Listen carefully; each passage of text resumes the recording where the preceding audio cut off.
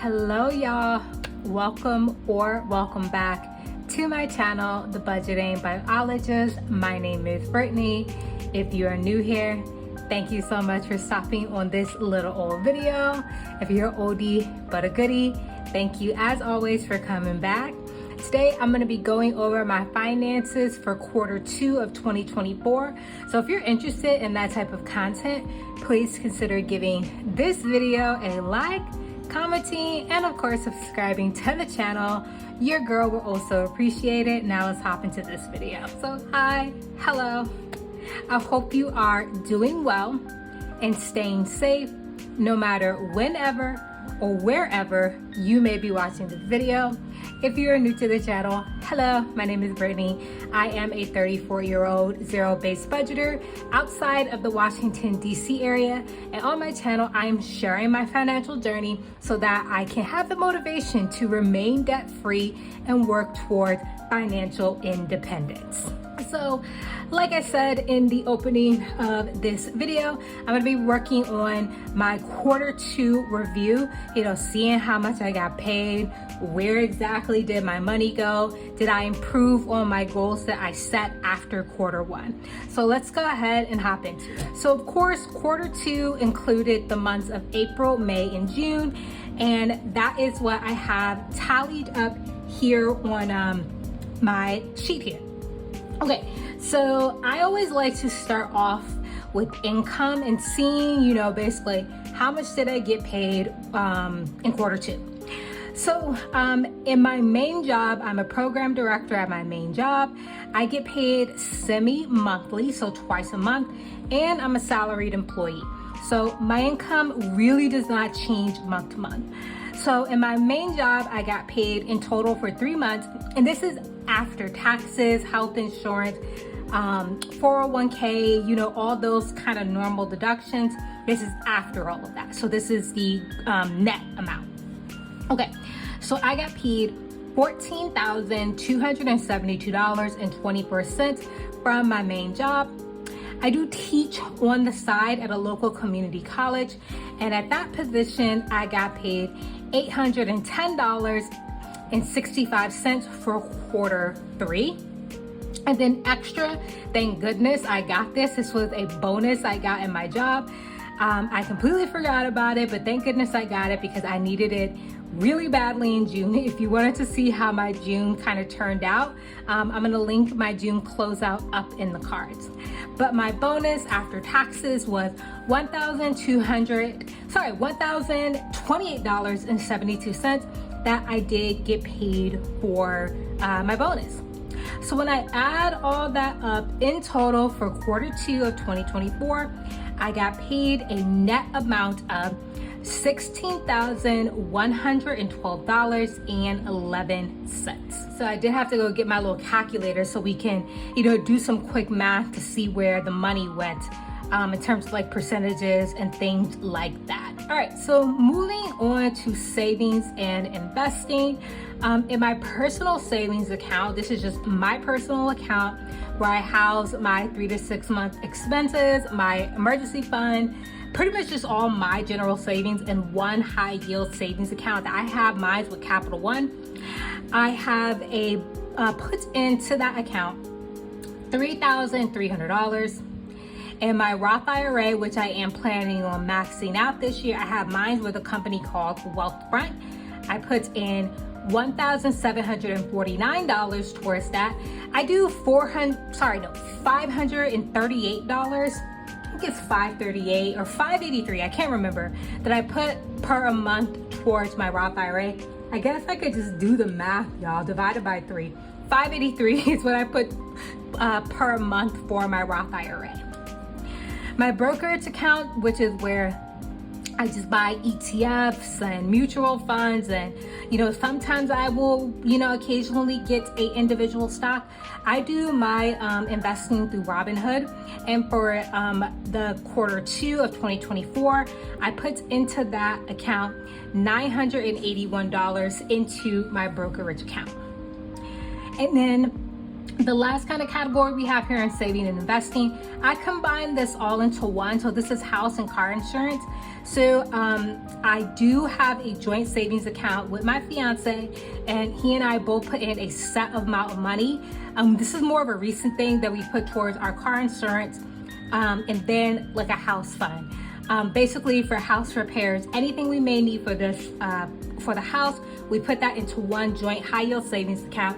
Again, that we have a Capital One, and that amount total was $500. So in total for savings and investing, I put away $6,530 for savings and investing. So if we just do a little quick math, we do 6,530 divided by the income, gotta start over, y'all. So let's do 6,530 divided by 16112, 12, and then multiply that times 100. In total, we put, what is that, 40%, 40.5% of our income went towards savings and investing. That is not bad, and I think that is better than what I did in Q1. So I'm very proud of that. All right, so now moving on to the fixed expenses. For Q2, towards my mortgage, we put $4,749.97. This is my portion of the mortgage, and me and my fiance do overpay on our mortgage to try to help out with that interest. We have a 6.5% interest rate. Yeah, I know. So we do pay over our actual mortgage amount. We put more money towards the principal, really to go ahead and save on that interest over the lifetime of the loan. For water, I put $150 aside for the water bill. And again, that is just my portion of the water that I pay for. And I've said it multiple times on my channel, we definitely put too much money aside for our water bill. In fact, we just got it, and for 3 months total, it was $123.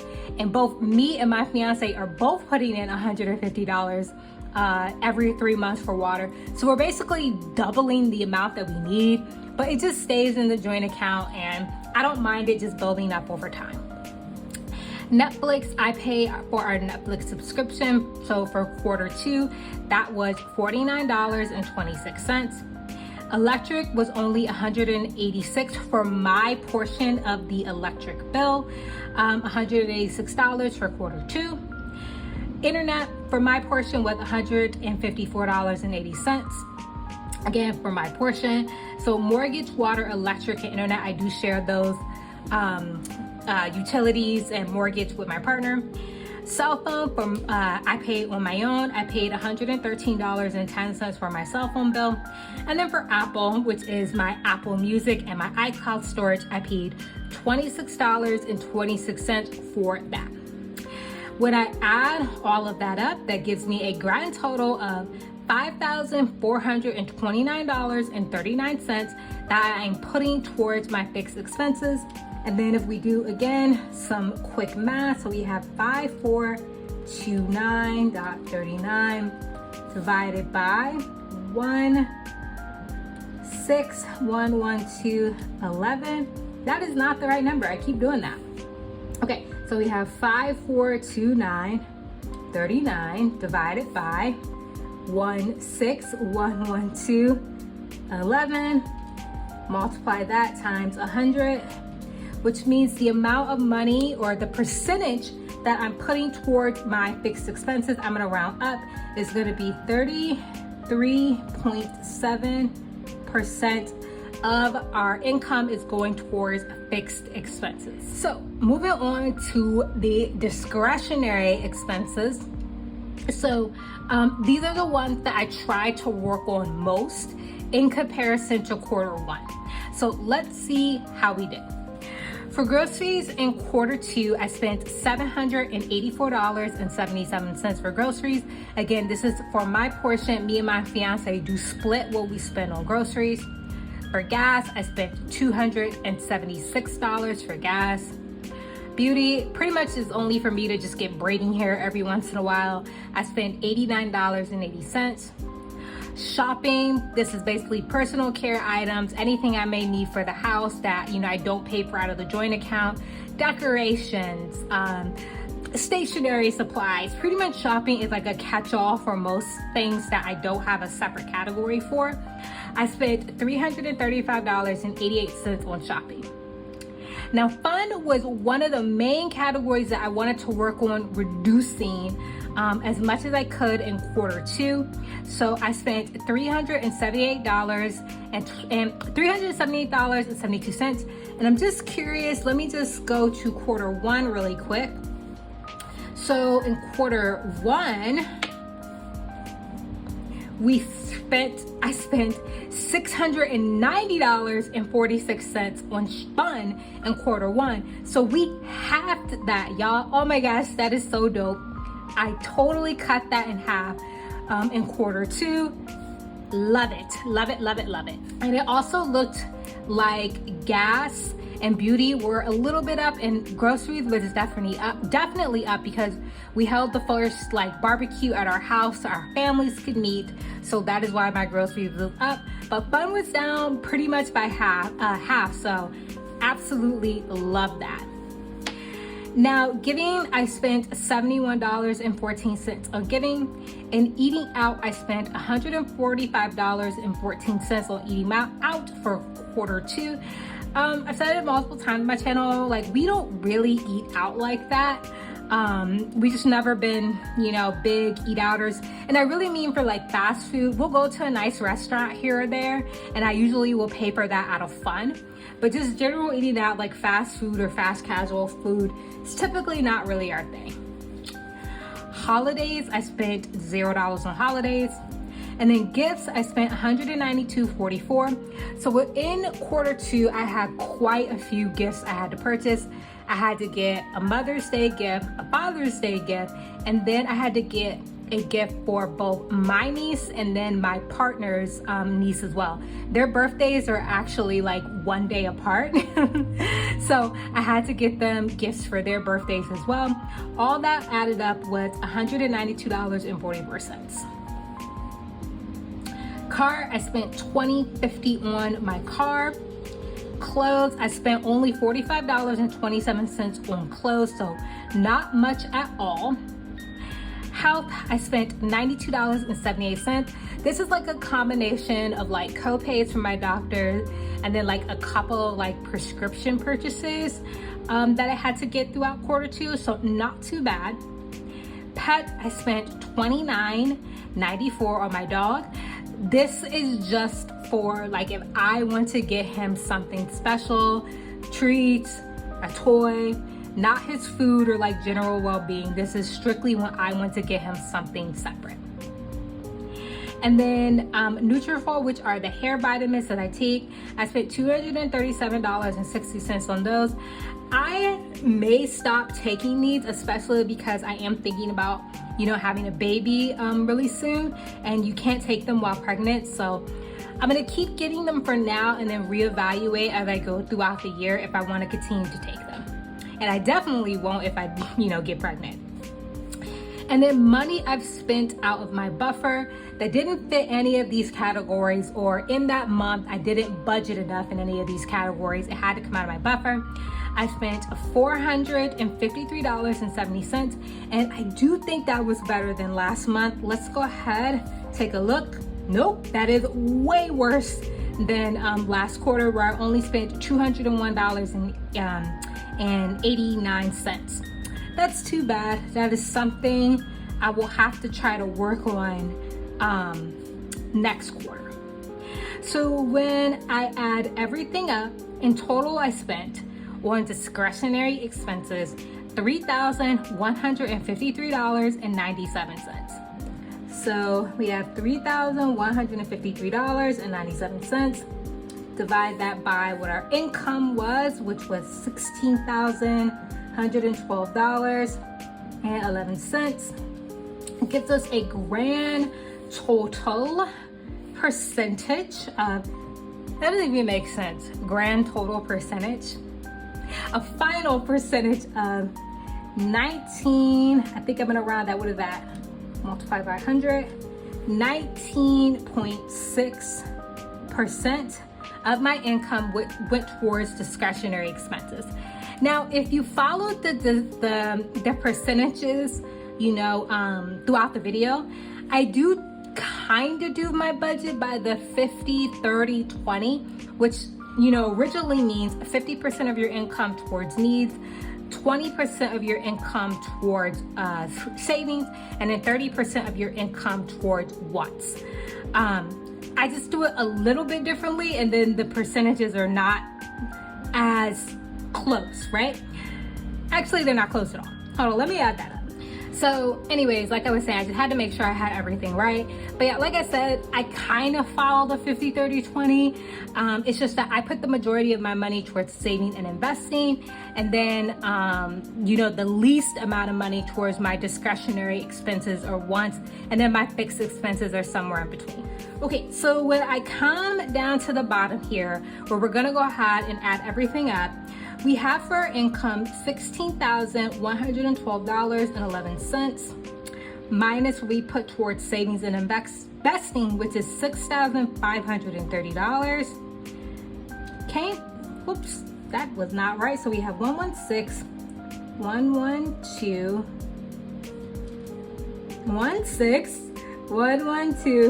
11 minus 6530. Okay, that we have $9,582.11. I think I just need to bite the bullet and get a new a new calculator. I got this one from Walmart. It was literally $1 years ago. I think we may need an upgrade. Actually, did y'all see iPads are finally getting a calculator? So scratch that. I'm just gonna wait until my iPad gets the calculator and I'm gonna finally use that. All right, when I added up my expenses, it was $8,583.36. So we do 8,583.36. Leaves us with a net total of unspent funds of $998.75. So if we do that by our income, which is 16,112.11, we have 998.5 divided by 998.75 divided by 16,112.11. That leaves us with, what is that, 6.2% of our income was not allocated. Let me make that a little bit clearer to read. So we have 6.2% of our income was unallocated left over. And this $998.75, this is gonna sit in my personal checking account and go towards that buffer that clearly I'm spending too much money out of to help replenish that buffer, as we go throughout the year. All right, y'all, that is gonna go ahead and end my video. If you did enjoy, please consider giving it a like, commenting, and subscribing. How was Q2 for you? Did you, make progress for your goals that you may have set in Q1? What are some things you're looking forward to in Q3? I can tell you for me, it's that I am starting my new position at my job in August. My start date is August 11th. And I will be switching from semi-monthly employee to bi-weekly, and I will be getting a raise. But it's not gonna look like a raise when I do my budget, because my plan is to increase the amount of money that I'm putting towards retirement when I get my new pay. That way, I don't have that kind of lifestyle creep that people talk about. When you start making more money, you start spending more money. I want to avoid that as much as possible. So basically the raise is going to get put towards retirement. So what I'm getting paid here is pretty much going to look the same. Hope that makes sense. But yeah, that is one thing I'm looking forward to. I'm also looking forward to being done paying for things for this wedding. Y'all, weddings are so, you can have a cheap wedding, don't get me wrong, it could still be really nice. But for the way we want to do it, we're gonna come in around $12,000 for about, I think 35 to 40 people. I think it's closer to 35, and that includes 2 kids. It's just so much money. So I am so looking forward to, December, this wedding being over, and then we could just move on to preparing for other things. But anyways, those are the things I'm looking forward to in quarter 3, and I guess quarter 4 too. So let me know what you're looking forward to in the next quarter of the year. I would love to know. Thank you for watching, and I will see y'all in my next video.